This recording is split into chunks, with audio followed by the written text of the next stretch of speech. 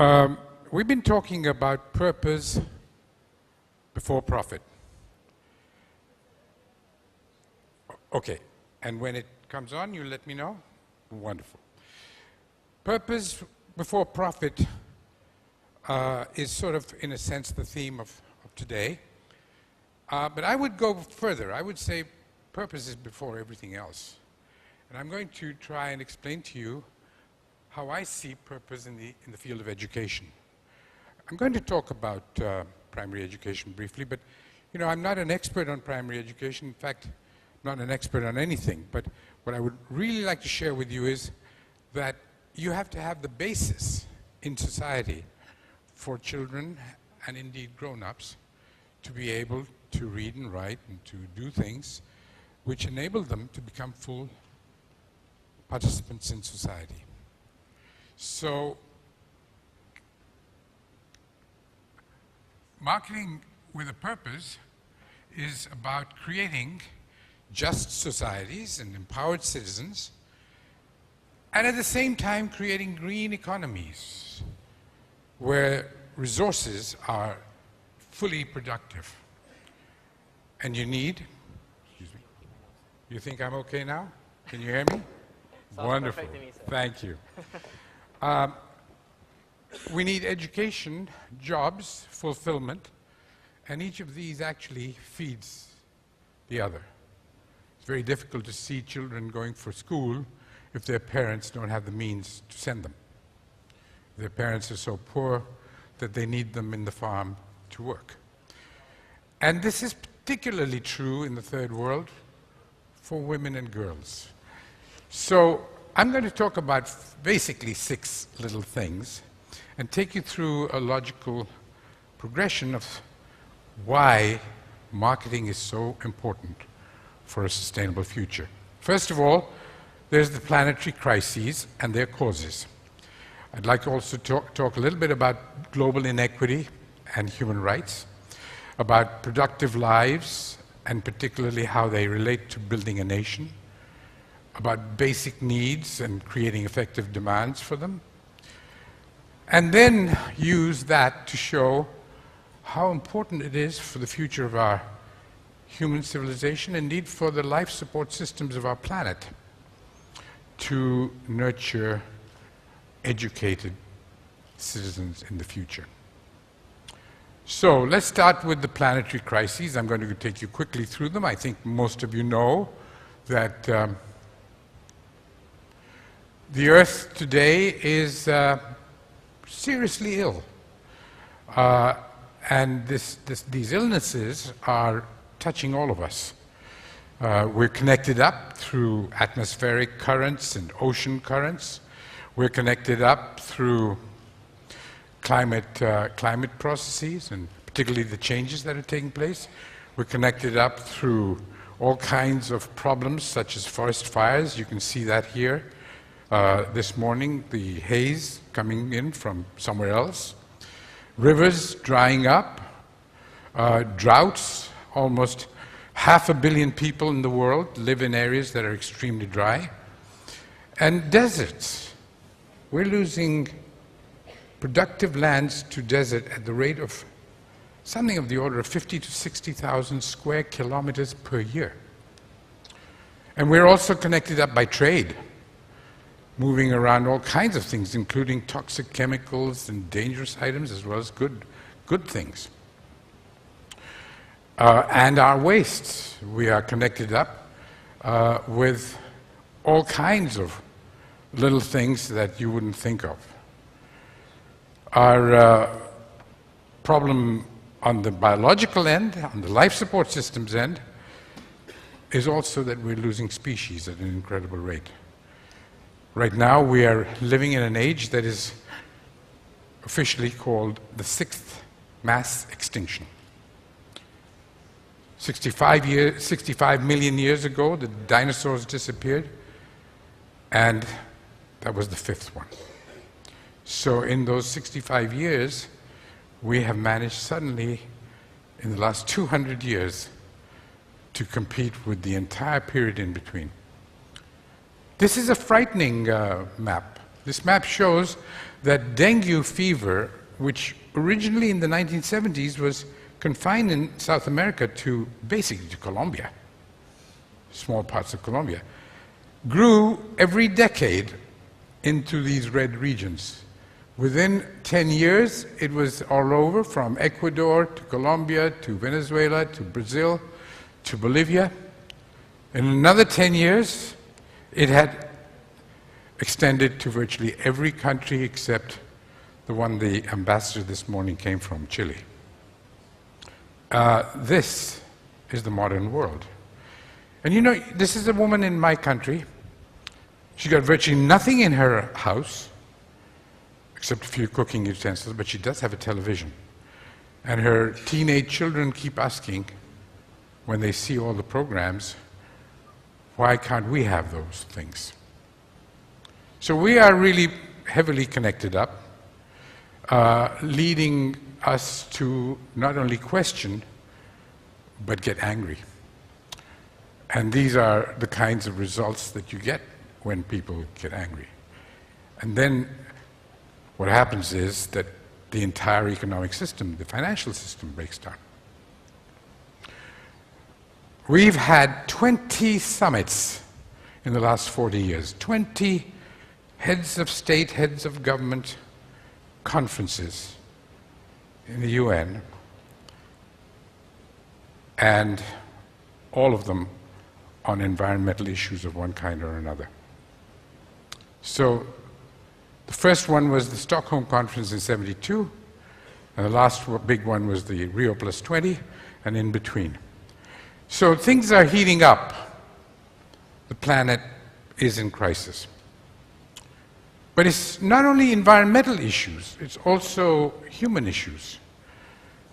This is a very famous diagram. It's called the champagne glass theory of life. It's a drawing from the cover page of the Human Development Report of 1990, which is produced by UNDP. And what it says is that 85% of the world's income and wealth goes to 20% of its people. This was in 1990. And about 6 or 7% goes to the bottom 50%. Now, anybody who reads newspapers today knows that it's not 80-20 anymore. It's 99 and 1. 99% of the income of this world is going to 1% of its people. And things are getting bad.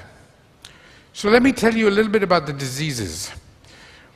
One of these diseases is called affluenza, and it's bad. It's a terminal disease. It's a condition that is life-threatening. But the other one, povertitis, is even worse.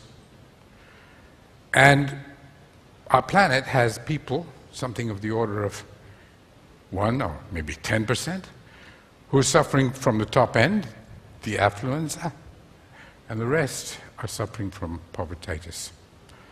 Affluenza feels good for a while because you don't notice the bad symptoms. People have beautiful homes and cars and can go shopping. And this is a family in Germany. About 10 years ago, this picture was taken. This is the amount of food that they buy in 1 week. In those days, it was $500 odd. Probably today, it's closer to 1,000. You know, what's remarkable about that picture is that you think about it. If they ate all that food, you think they'd be as thin as they are? They actually waste 40% of that food, according to the European Union. In fact, the latest figures are that they throw away 17% of it unopened.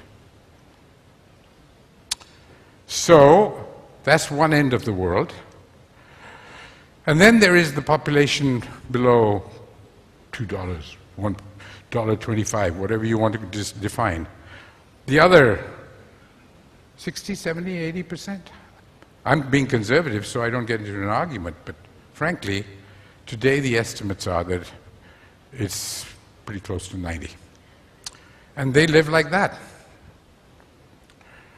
They live like this in cities. And they get food like that. That's the food for a week in Chad. It's roughly the same time as the other one, but roughly 100 times less money. You know, the world is in a squeeze. We have this huge disparity between people. We're losing our species. We're being attacked by climate change and by smoke from neighboring countries, and our ecosystems are disappearing. But what worries me the most is that none of these issues existed even 15 years ago. 20 years ago, nobody had heard about them. What is to say that 20 years from now, there won't be all kinds of new and maybe even worse ones? The surprise. The unknown unknowns. The ones that actually we don't even know are going to hit us. Because we've been so profligate that we've undermined the resilience of our ecosystems and of our life support systems so badly that anything can happen.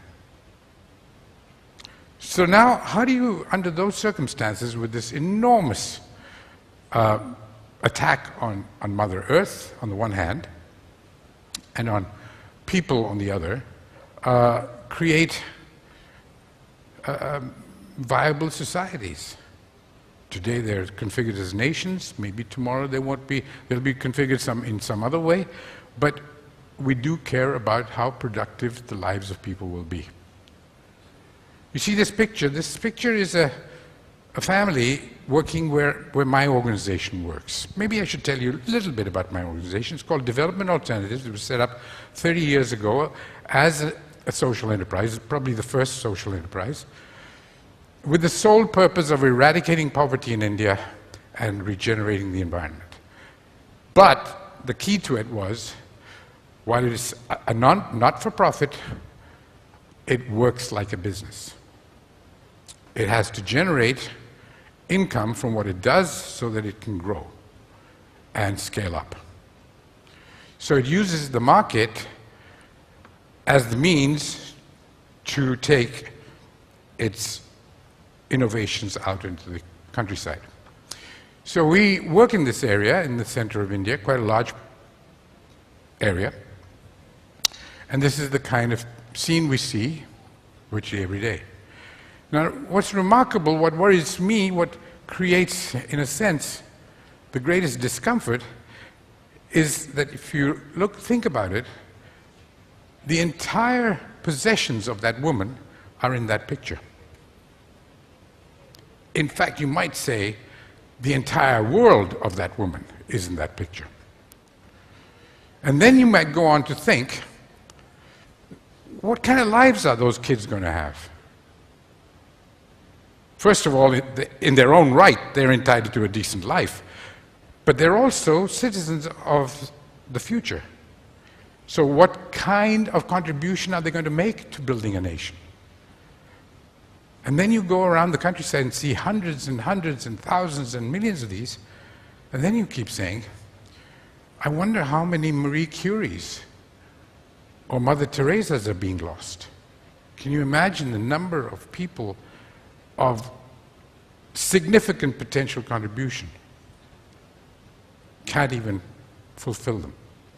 So they spend their daily lives spending 2, 3, 4 hours fetching fuel,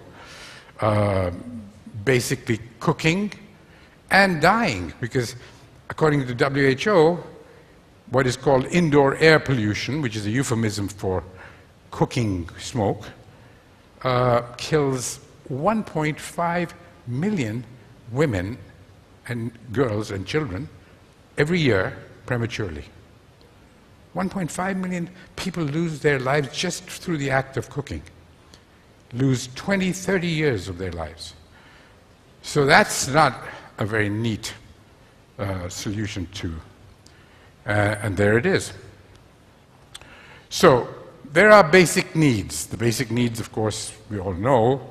The physical ones we all know: food, shelter, clothing, water, energy. And then we know that health and education and jobs, these are the sort of basic needs.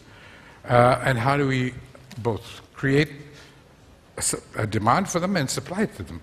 So converting the basic needs into demands and supplies is about innovation and about multiplication. You know, 1.3 billion women, sorry, 1.3 billion people around the world don't have clean drinking water. They spend their mornings like this. This is a typical scene in an average third world village where you get up at the crack of dawn, spend 2 hours fighting for a bucket of water, so you can imagine what the rest of the day would be like. 2,000 million, 2 billion people don't have toilets. In my country, there are more cell phones than there are toilets. And around the world, 30 million kids get born every year stunted because of malnutrition of the mothers. And they're caught in a permanent poverty trap. Poverty leads to bigger families, leads to no markets, leads to destruction of resources, and back to more poverty. So you look at these kids and you say, if people are not outraged with these kinds of conditions, then what sort of human beings are we? Okay, so now let me take you to the physical end, the environmental end. And you all know what an ecological footprint is. It's basically the ratio between the amount of land that you use compared with the amount of land that's available. Today, the ecological footprint is running around the world is running at 1.6. 1.6 means we're using 60% more resources than are produced sustainably in the world. I'm often asked, how can that be? If you don't have the resources, how can you use them? Well, all of you have bank accounts, and you know that if you've got some capital in your bank accounts, you can draw it down. What is happening here is that we're drawing it down so fast that within the next generation, there won't be much left. So we've got to change our ways. We've got to basically radically go onto a different trajectory. So a sustainable world is going to need green economies so that you don't use up all the resources and create all the wastes and pollution, and just societies where no one is completely left behind.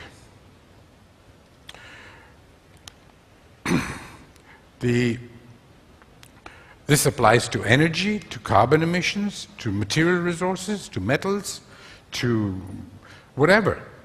And these curves basically are intended to show that the industrial countries are going to have to come down rather drastically, very, very quickly, because they're overutilizing way, way, way beyond. Some of those countries have footprints of 8 and 9 and 10. And the green one, the green dotted one, the developing countries, are so low that they're going to have to increase for a while. The only thing that we can hope for is that innovation will help them tunnel through, so they don't have to go all the way up and down again. But that's what's going to have to happen. So that champagne glass is really no good. And my proposition is that we switch to beer, or even to water. We've got to now have a society in which, obviously, there is a certain amount of differences. Entrepreneurs are going to make more money than the workers in their factories. But the differences cannot be as big as they are today. So let's see where literacy and primary education leads us. This is a map of literacy worldwide today. The green areas are supposed to be close to 90 to 100%. The yellow areas are medium, like 50 to 90%, and the red ones are seriously deficient.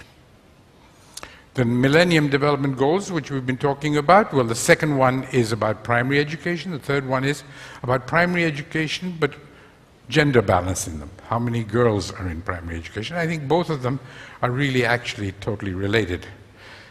In 2000, as we all know, the global commitment was made by the heads of state that all kids would be in school and all girls would be in school.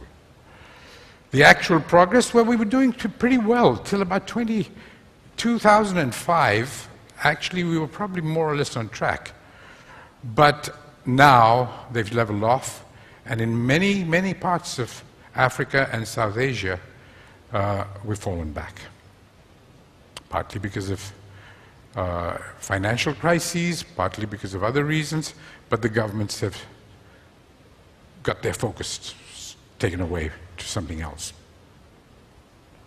These are actually the different MDGs. I'm not going to label them, but this is the ones that we're talking about here: primary completion rate and the gender parity, this lot here. And they're among the better ones, but you can still see there's a long, long way to go.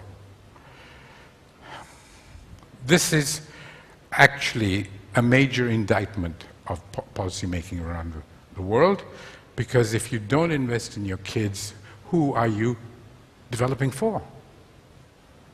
I mean, it's a fundamental question. What is the purpose of development if the next generation doesn't get any benefits from it?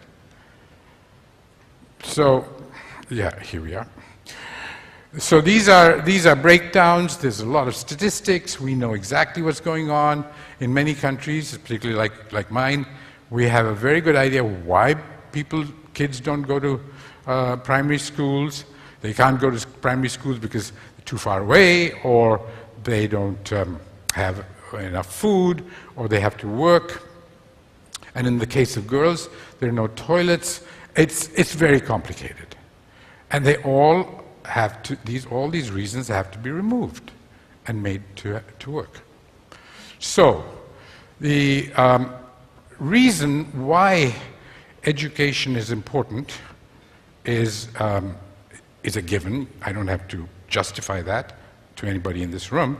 But let me just try to justify why their mothers, why the older girls and women need to be given as much importance. First of all, it's a basic human right. I mean, one shouldn't have to justify it. But it's important, and it's important for many reasons. And I'm going to give you only one or two ones. One is that every woman is not only entitled to a better life, but she's entitled to contribute to a better community. And education enables her to do that by also enabling her to get jobs and other things. But the most interesting part for me is that education leads to the kind of empowerment, education and jobs, that enables women to decide to have smaller families. And that's now critically important. You see, human history, those of you who can see the bottom line, for literally hundreds of thousands of years, was down at 250 million people. But all of a sudden, from the year essentially 1900, there's been an exponential explosion of population. And if you look at this map is drawn in such a way that the size of the country is proportional to the size of the population growth rate.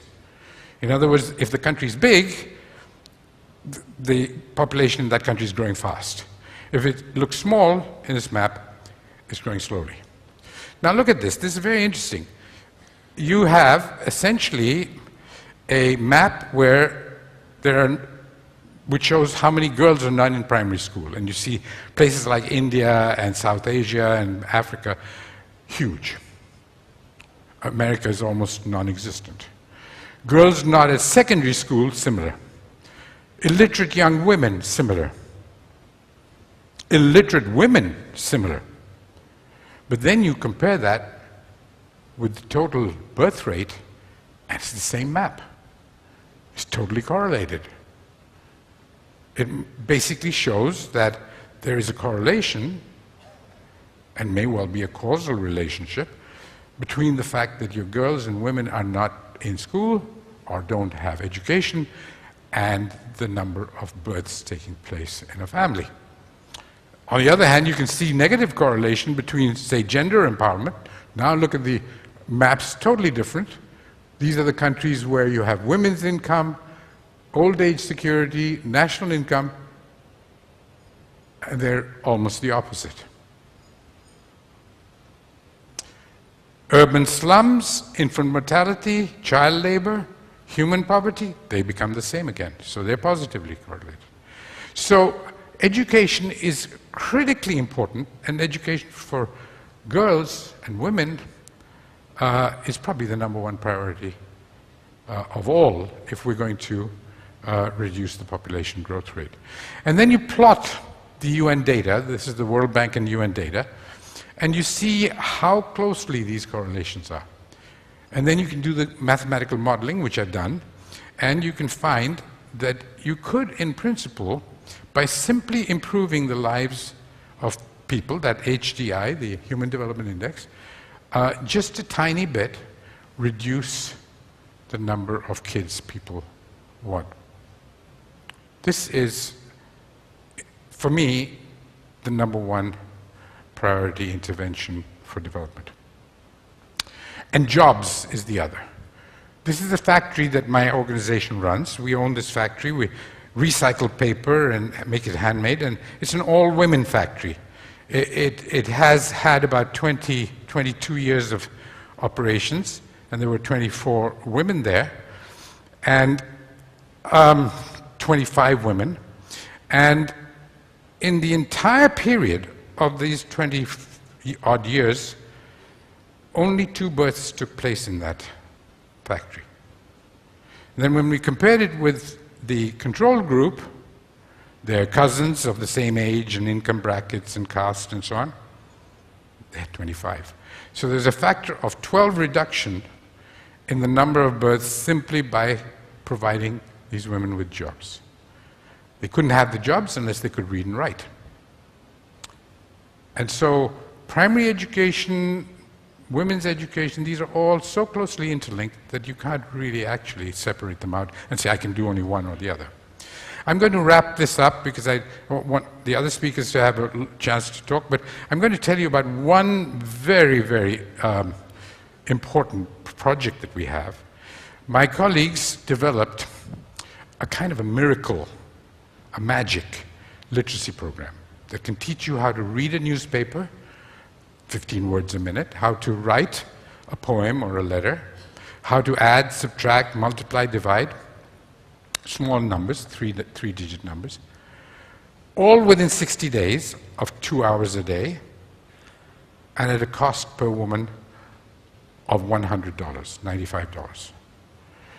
Now, obviously, if you're so poor that you can't read and write and you can't do arithmetic, you can't count on your fingers, you're not going to be able to pay even $95. So what we've been doing is getting money from doing the Robin Hood, in fact, getting money from corporates and CSR and governments and so on, and getting them a scholarship, if you like. This uses a very advanced learning technology. It's based on a computer, and there's a class of 10 people in one laptop, and very sophisticated memory hooks which enable the women to learn not only how to read the alphabet in 2 or 3 days, but to put it together and to be able to read the full script. And it's delivered by local partners, and we have a very big army-like almost delivery system, so it works quite well. And it looks like this. This is 2 women, but normally in that room there would be 8 to 10.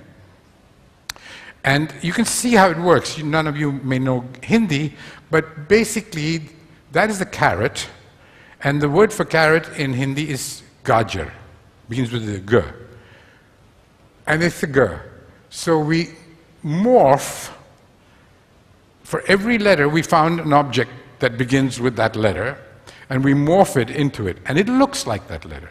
So you can see that within literally about 10 minutes, this woman is going to pick up the letter and never be able to forget it. This is T for tomato. And each letter then leads to a memory hook which enables her to learn. So there are 60 days of classes, 2 hours per day, 1 laptop. Now we're discussing with William how to enable them to use tablets, and that might even make it even more effective. And the teaching staff has to have passed high school. Anyway, so I thought I'd show you this because this is a typical of how to get around the fact that normal schools in third world countries have a hard time flourishing. Teachers don't turn up, the bathrooms don't work, and we feel that there are other ways to deal with this. So we've developed this delivery system which has huge quality control and other attributes which make sure that everything works properly. And we have a performance that I think most of you would find quite amazing. The dropout plus failure rate of these completely illiterate women is actually less than 5%. Once they come, they get hooked, they can learn to read and write, and the pass rate is well above 90%, dropout rate is well below 5%, and we've basically certified about 70,000 so far. And now that we have money from various multinationals like IKEA and so on, we can speed this up. And that's what you get. So,